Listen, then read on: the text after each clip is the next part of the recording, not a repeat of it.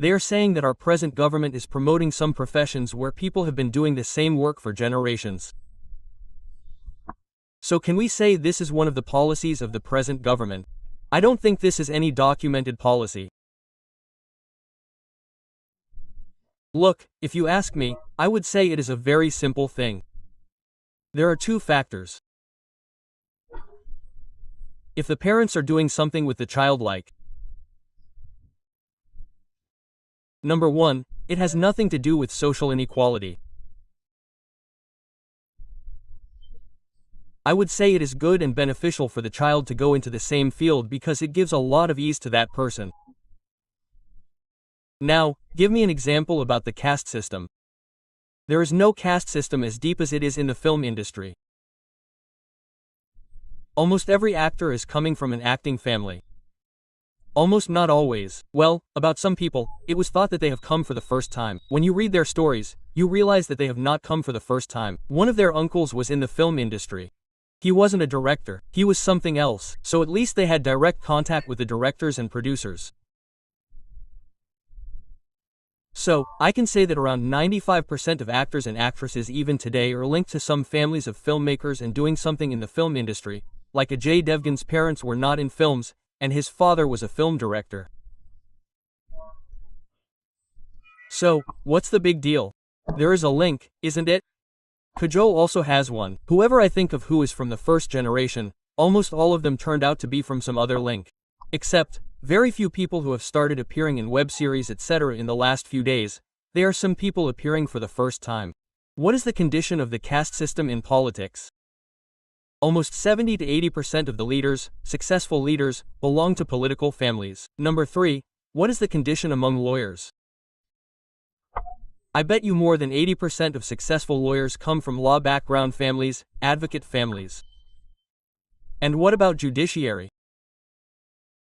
Now, there's also this question. Our Chief Justice of India's father, Y.V. Chandrachud, was also the Chief Justice of India. He's D.Y. Chandrachud. Was there any compulsion in him to enter this profession, or did he come by choice? He must have come by choice. He's getting the social respect and money he needs.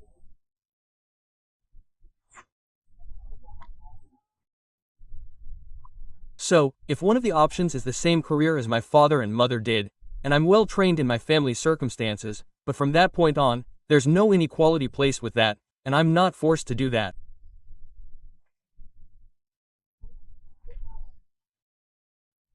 In Rahul Gandhi's case, my understanding is that he was pressured more because, basically, I understand about him. No, I'm not joking at all, but I understand because of his personality. Basically, he's not a political person. He could have had a better life in another field. But the circumstances are such. He doesn't have any other brother. His father was the PM. He might not feel like it. Thousands of people's careers depend on staying in politics. So, there must have been a lot of pressure. And over a very long period of time, people do acquire it. For example, over the past year or two, you've seen a little bit of the wisdom required for politics starting to emerge. So, after a very long experience, you start, and politics isn't rocket science. One can learn with common sense. So, if you're not being compelled by your parents and, by chance, you have the opportunity to get into a very safe and well-groomed practice, what's wrong with that? Whether it's this government or any other government, even if the government isn't promoting it, 80% of it remains the same. In the village, a farmer's child is a farmer. If he has a decent amount of land, he's happy there. So, we don't have to force a farmer's child to become a farmer. No, don't become one. Let's get out. That's not the case.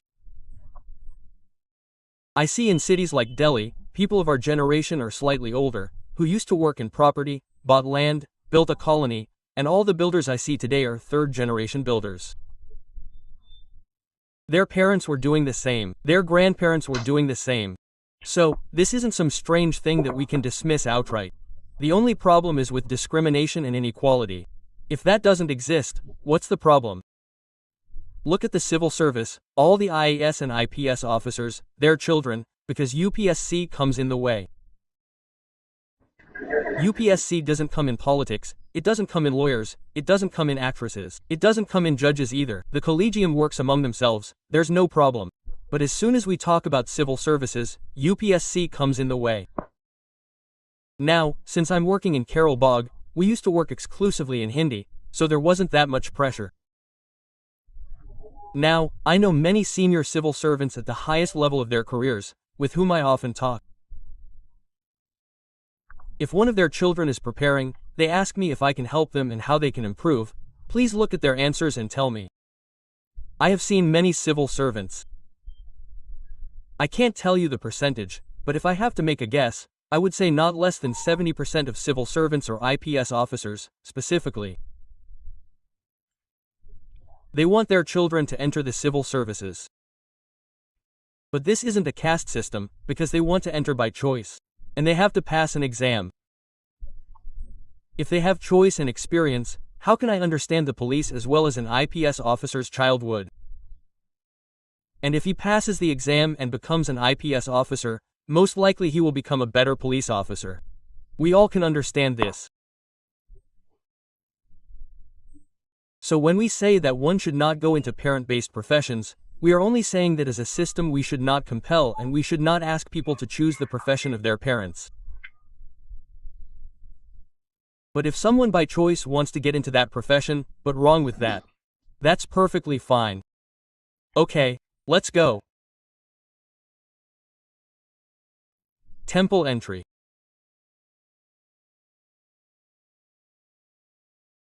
Geetanali, right. This girl is asking that the meaning of temple entry was not allowed earlier. Going to the temple is not allowed even today. There is no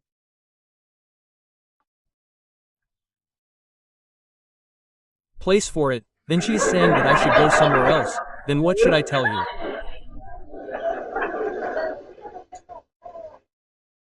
What happens in some places, that people of some castes are not allowed to enter the temple. In some places women are not allowed. In some places non-Hindus are not allowed. And this does not happen only in Hinduism. It exists in Islam as well, in all religions, but casteism is more prevalent in Hinduism. Genderism is prevalent everywhere. Gandhiji exerted his influence. Ambedkarji exerted even more influence than him. We will study about him now. I often say that only girls will study. What was the first thing Ambedkarji did in the morning? I mean, after washing his hands and face and brushing his teeth, he would then say to Dr. Ambedkar, "Thank you, Ambedkarji, because of you I am able to study today. We will study now, and then we will understand." Okay? There were a lot of protests at the temple entry. People said, "We will go to the temple, we will go to the temple." Well, I think, if you want to go, then go to school, friend. What will happen by going to the temple? But okay, the temple is a social status, it does change. So, his Sir, following an ideology is a limitation of the society. Whose mind is this? The question is yours. Yes, meaning the answer to the question is yes if you follow an ideology. This is the limitation of the mind because then you cannot think beyond it. This is what it is.